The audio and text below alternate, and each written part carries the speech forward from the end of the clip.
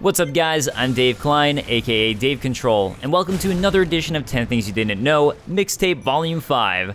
At this point I'm going to be getting to some truly late game content, so you have been warned for potential spoilers. Stargazers Ruins. If you reached the mountaintops of the Giants and explored, you'll probably have stumbled upon the Stargazers Ruins, and this sad jellyfish spirit who just wants to see the stars with her sister when they turn 14. Tragically, you'll find their gravestones on the cliffside below that says, "Here lie Aurelia and Aureliette, who never saw the stars."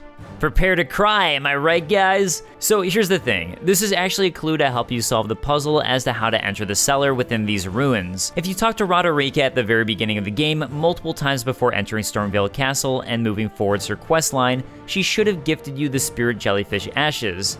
Read the description and you'll see, prone to tears, the jellyfish girl searches for her distant home.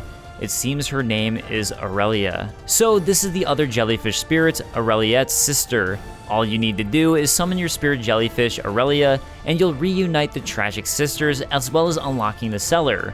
Maybe you'll find the secret of the Titans inside. Don't mind me, I've been watching Attack on Titan. Margit Shackle can be used again. In previous videos, I've talked about how you can buy Margit Shackle to use against Margit, the first boss of Stormveil Castle. But something you may not know is even though it's called Margit Shackle, you can actually use the shackle against Morgott, the Omen King in Leyndell. Notably, just like Margit, you can't use this during his second phase. Also, I'm pretty sure you can only use it twice. That said, if you need an extra boost against Morgott, there you go. He is an Omen after all, so it seems to make sense. The Purifying Crystal Tear. Speaking of omens, one of the hardest bosses in the game, in my opinion, is Mohg, Lord of Blood. No, not Mohg the Omen, but specifically the Lord of Blood.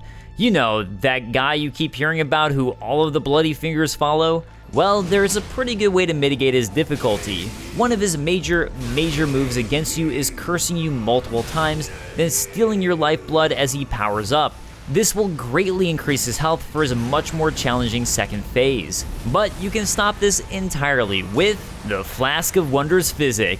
It truly is a wondrous thing. What you'll need to do is find the Purifying Crystal Tear. There's actually two ways to get this, and both involve defeating the Bloody Finger Eleonora. If you've progressed Finger Hunter Euro's questline, you can find him on the Altus Plateau at the Second Church of America and battle Eleonora.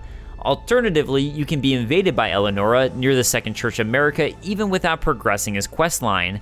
She doesn't always invade, and to be honest, I'm not sure what the trigger is to make it happen, but perhaps it's by visiting the mountaintops of the Giants without having finished his questline. Anyways, the important thing is she'll drop the Purifying Crystal Tear. Now, check this out. The resulting concoction purifies the curse from Mohg, Lord of Blood's terrifying rite of blood. So, use this to help nullify his curse.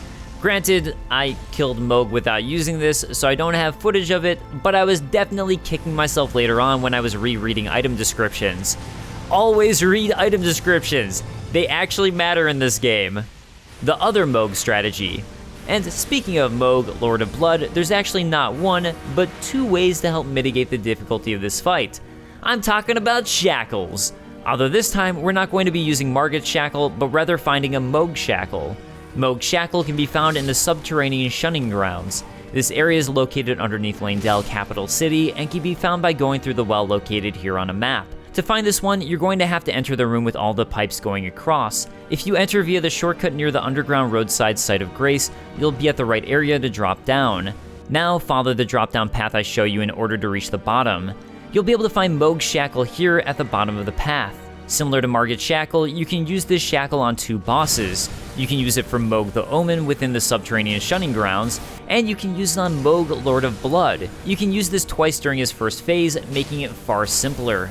Redmane Castle ain't over yet. Redmane Castle is pretty amazing. Witch Hunter Jaren is hosting a celebration of battle to give Starscourge Radahn an honorable death, as he's become inflicted with Scarlet Rot after his battle with Malenia. However, you might have noticed there's a bunch of doors in Redmane Castle you can't open, and items sprinkled around you can't seem to access.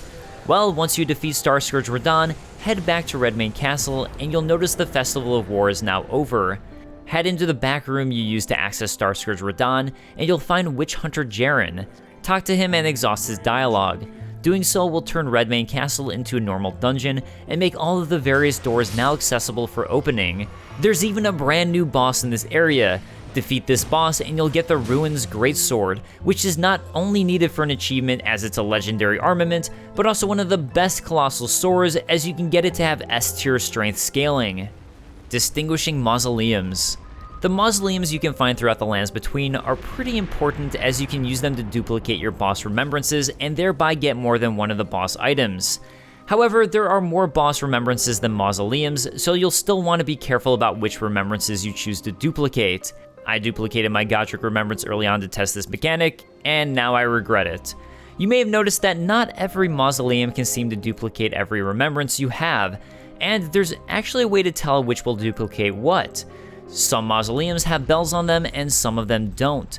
The ones that don't have bells will only duplicate legendary remembrances. Meanwhile, the ones that have bells will duplicate every remembrance. So use this information wisely and make sure that if you are going to duplicate a remembrance, don't waste a mausoleum with a bell. The Secret of Sellia.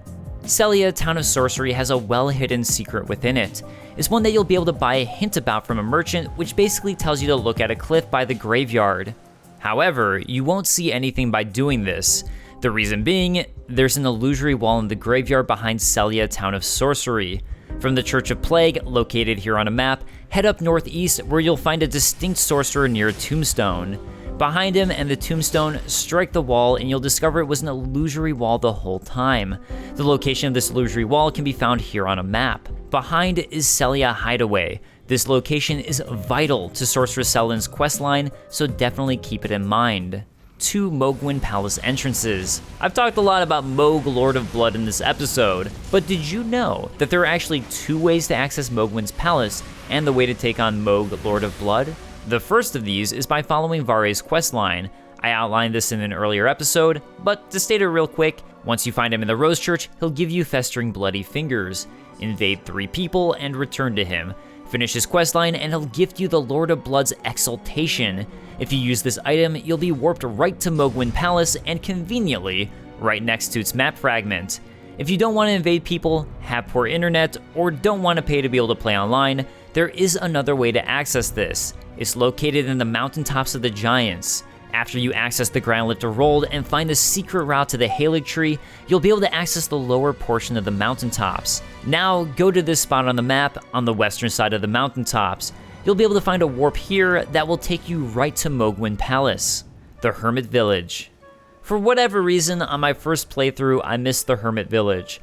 This village is absolutely vital for starting Sorceress Selden's questline, so I want to detail here how to find it. At Mount Gelmir, you'll find Fort Lyad past the Seathwater River. Basically, follow this route up from the map to get there. Fort Lyad isn't the only thing you'll find up here though. On the western side of the fort, you'll find a bunch of lava and a magma worm. You can fight it if you want, but make sure to continue traveling west past this magma worm. This route will take you to a hermit shack and eventually to the Hermit Village. Past the Hermit Village, you'll have to take on the demi-human Queen Maggie. Once you defeat her, you'll find a site of grace called Primeval Sorcerer Azur, located here on a map, and you'll be able to find the Primeval Sorcerer Azur, which will kickstart Sorceress Selden's questline. Exploding Concoctions. Finally, I'm not sure how much you've played around with your Flask of Wondrous Physic, or if you tried making an explosive concoction using a ruptured crystal tear. According to its description, it's a defective crystal tear which possesses absolutely no medicinal qualities. A lesson said, to be learned the hard way for some. Faith can be a volatile matter after all. It doesn't sound good, but here's what it does. It explodes. Just like it said it was going to, and hurts you. So what happens if you use both of the ruptured crystal tears you can find? It causes an even bigger explosion and hurts you for even more of your health. Curiosity did kill the cat, indeed. The good news is you can use it on enemies and it will hurt them for a good amount as well. So maybe it can be a viable attack option if you want. And there you have 10 more things you may not have known about Elden Ring. I hope you learned at least one new thing here, and I love it if you shared in the comments findings you guys made, as I'm still learning and discovering new aspects about the game myself. And I'll see you guys next time. Peace. As clear as day.